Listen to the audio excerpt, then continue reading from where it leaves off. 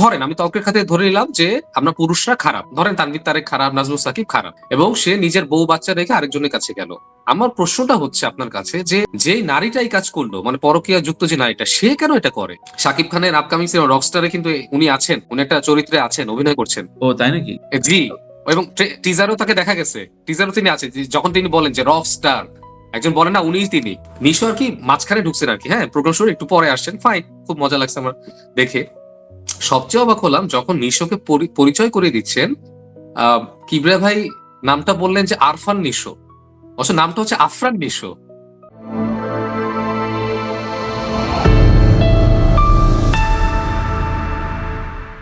তো বলো, আসলে কালচারাল লঙ্ঘনের চাইতেও এইসব বিষয় এই সপ্তাহে এত এত ঘটনা ঘটলো। তারপরে এই যে সিনেমা নিয়ে আমরা তো গত পর্বে বোধহয় আলোচনা করেছিলাম, এই যে আলোচনা করেছিলাম আর কি।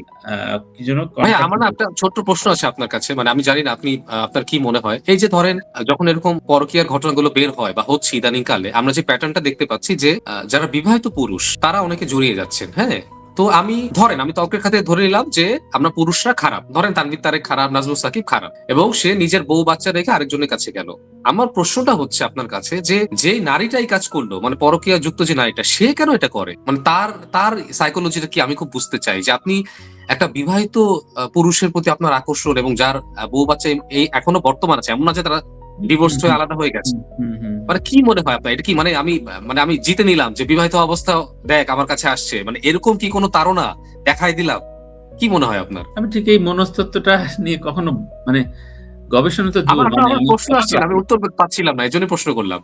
অবাক লাগে। আমরা আমরা পুরুষ মাত্রই একটু স্থূল এই ধরনের ক্ষেত্রে হয়তো একটু ফ্ল্যাকচুয়েট হয়, কিন্তু সত্যিকার অর্থেই অপর সাইডে যে বক্তব্যগুলো আসে সেগুলো নিয়ে কিন্তু খুব বেশি তথ্য তালাশ হয় না।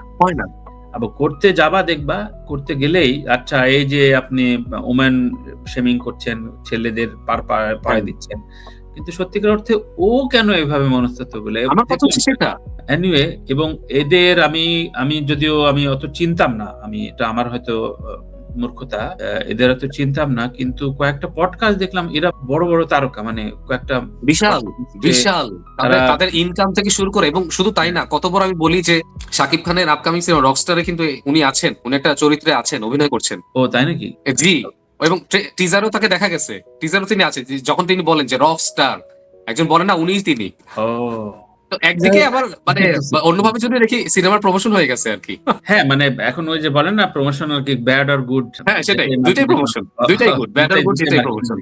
একটা সুখবর সাকিব যে ছবিটা স্থগিত করলো, মানে কি জন্য ছবিটা নিয়ে আলোচনা বেশি করতেও চায় না, খুব অল্প সময় শেষ করবো, কারণ এটা নিয়ে যত আলোচনা করবো ততই মনে হয় যেন আমি তবে ভাই শিল্পের অনেক ক্ষতি হয়ে গেল আসলে, বিশাল বিশাল। মানে এখন দেখছি যে সে হাসান জাহাঙ্গীর আবার যে বা ওমর সানি নিয়ে নানান রকম বাজে বাজে কথা বলছে। আমার কথা হচ্ছে হাসান জাহাঙ্গীরকে নিয়ে না, আমার বারবার প্রশ্ন আসে এই বুম গুলো কারা নিয়ে যাচ্ছে, কেন ওর কথা এখন আমার শোনাইতে হবে? হ্যাঁ কেন? মানে আমি ধরো আমি তো মোটামুটি লোকজন চেনে, আমি যদি একটা ফোন দিব, আমি কিন্তু ওর সাথে 2 ঘন্টা পডকাস্ট করতে পারি হাসান জাহাঙ্গীরের সাথে, অবশ্যই সাথে সাথে ও কিন্তু মানে মেকআপ টেকআপ করে বসে যাবে, কিন্তু আমি কেন ওর কথা নিব?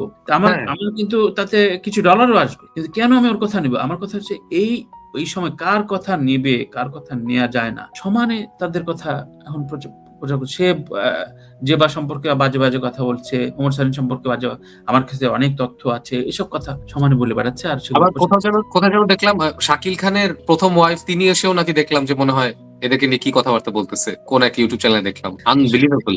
আর এই যে আপনি যে কথাটা বলেন ভাই, আমারও একই প্রশ্ন, এই যে আপনি যে বুম নেওয়ার কথা বলেন, আমাদের মিডিয়ার যে সবচেয়ে বড় সমস্যাটা হয়, আমরা গণমাধ্যম আর সামাজিক যোগাযোগ মাধ্যম এই দুটার পার্থক্যটা সরাই ফেলছি, সেটা পার্থক্য রাখা উচিত ছিল, খুবই দরকার ছিল, এবং সব দেশে কিন্তু এই পার্থক্যটা আছে। মানে এটা এমন না যে এটা আমাদের দেশে শুরু করতে হবে, সব দেশে খুব স্ট্রিক্টলি আছে, কারণ দুইটা তো দুই জিনিস। ভাইয়া আপনি রাখি সাওয়ান্তের আশেপাশেও কিন্তু সাংবাদিক দেখবেন, কিন্তু কখনো তাকে মেইন স্ট্রিমে কিন্তু ওইভাবে পাবেন না, যে ও ওয়েব সিরিজ করে ফেলছে, বিশাল সিনেমা করে ফেলছে, বা সিনেমা করে সেটা এবার রিলিজ দিয়ে ফেলছে, পাবেন না।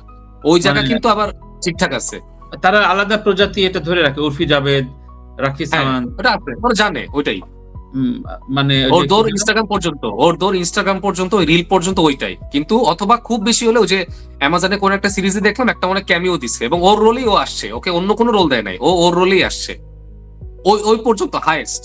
কিন্তু আমরা হচ্ছে গিয়ে মানে আমরা সব ব্লার করে ফেলছি, মানে আমার কাছে মানে আলমগীরও তা, আমার কাছে হাসান জাহাঙ্গীরও মনে সেম। এটা বলতে আমার মানে আমার শরীর গুলাচ্ছে আসলে, মানে যেটা মানে কখনো উচিত না বলা। মানে ধরো এভাবে উদাহরণটা দিলে ভালো হয়, কোনোদিন অন স্ক্রিনে শাহরুখ খানের সাথে সানি লিওনকে কিন্তু পাওয়া যায় না। On item screen। সঙ্গে শুধু পাওয়া গেছে আইটেম সঙ্গে এই সেট, হ্যাঁ, আচ্ছা না, এছাড়া স্ক্রিন ভাগ করে নেই, হ্যাঁ একই হ্যাঁ স্ক্রিনে না নাই।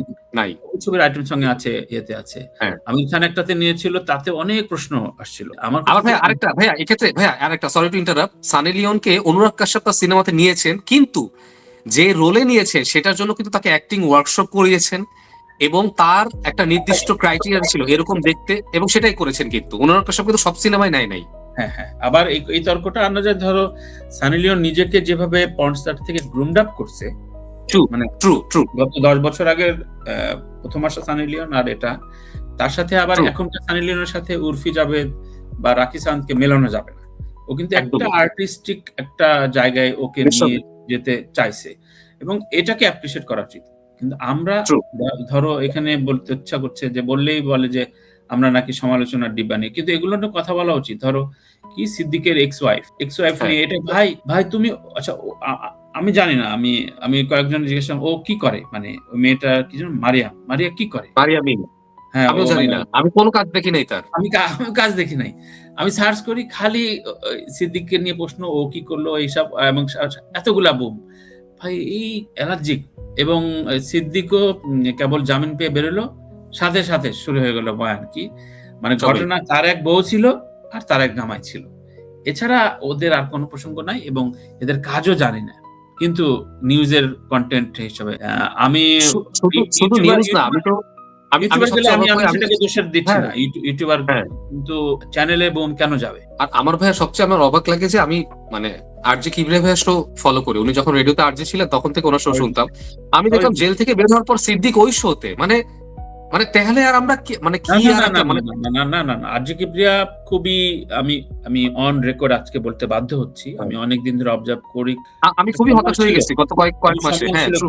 বীতশ্রদ্ধ হয়ে গেছি, এবং যেইগুলো নিয়ে শুধুমাত্র ভিউয়ের আশায় সে একটা চ্যানেলে, এখন চ্যানেলের লোগো সহ বসে, এর আগে নাইলে নিজের স্টুডিওতে বসতো, সেখানেও আমি খুব বেশি মানে স্ট্যান্ডার্ড কিছু পাইনি। এমন থাম্বনেল আসে মাঝে মাঝে, খুব মানে বিব্রত হয়ে যায়, অবাক হয়ে যায়। আর এখন এই যে আমরা কিছুদিন আগে একজন গ্রামের এক সাংবাদিক দেখলাম কি ভাইরাল হলো, ওকে নিয়েও আসছে। মানে যে যখন মানে ওই যে কি ভাইরাল সাংবাদিক বোধহয় একটা গ্রামের কি কমিউনিটি, তাকে নিয়ে আসলো। যে যখন বিতর্কিত, মানে ওকে নিয়ে ভিউ পাওয়া যাবে, সাথে সাথে বসায় দিবে। তো এই যদি হয় আরজে কিবরিয়ার স্ট্যান্ডার্ড, তাইলে সরি ভাই, মানে আপনাকে যেই লেভেলে ভাবতাম ওই লেভেলে আসলে ভাবাটা আমার ঠিক হয়নি, আমার ভুল। এবং আরেকটা জিনিস ভাই, আমি খুব অবাক হলাম, মানে দম সিনেমা যখন রিলিজ পাবে তার আগে কিবরিয়া ভাইয়ার শোতে, যেই শোটা আর কি ইউটিউবে আসে, একটা চ্যানেলই মনে নেক্সাস টিভি না কোনটা মনে না, গ্লোবাল কি যেন একটা, যাই হোক। তো ওখানে দেখলাম যে রেদন রনি আর নিশো আসছেন, এবং যখন আসছেন তো নিশো আর কি মাঝখানে ঢুকছেন আর কি, হ্যাঁ প্রোগ্রাম শুরু একটু পরে আসছেন, ফাইন, খুব মজা লাগছে আমার দেখে।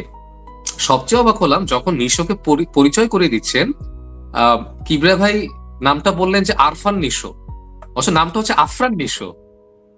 আপনি এইরকম মানে একজন নায়কের সিনেমা রিলিজ হচ্ছে, ঈদের রিলিজ হচ্ছে, একটা অ্যান্টিসিপেটেড মুভি, এবং সে মোটামুটি সিনেমাতে একটা অবস্থান করেছে, আপনি তার নাম যদি মানে এত বছরের ক্যারিয়ারে আপনি যদি আরফান বলেন, এবং আপনার মতো লোক, এমন না যে নতুন কোনো উপস্থাপক, তাহলে আমি ধরে নিতাম ঠিক আছে ভুল করছে, মানে এবং এটা নিয়ে পরবর্তীতে উনি যে একটা মানে ভুল শোধরানো বা সরি মানে আফরান, মানে আমি খুবই হতাশ হলাম, এবং এটা আমি 3 বার প্রায় দেখলাম যে উনি কি এটা মানে ভুল করলো উনি, মানে না শুধু এটা না, এটা এখন দেখি যে অনেক পপুলার পডকাস্টার, আমি একজন নারী পডকাস্টার খুব ইদানিং খুব চকচকে, এশা রুশদি নাম খেয়াল থাকে, রুশদি, আমি দেখি হ্যাঁ রেগুলার দেখি। শোতে আব্দুল তুষার ভাই আসছে। আব্দুল তুষারের যে ক্যারিয়ার গ্রাফ, মানে ভুলভাল পরিচয় দিচ্ছে, পরে আপনি যেন আর কি করেন, তুমি দেখো শোটা, আপনি জনপ্রিয় টক শো বক্তা কি যেন বলছে, আমি খালি ফেসিয়াল এক্সপ্রেশন দেখছিলাম, যতটুকু দেখাচ্ছে। আমি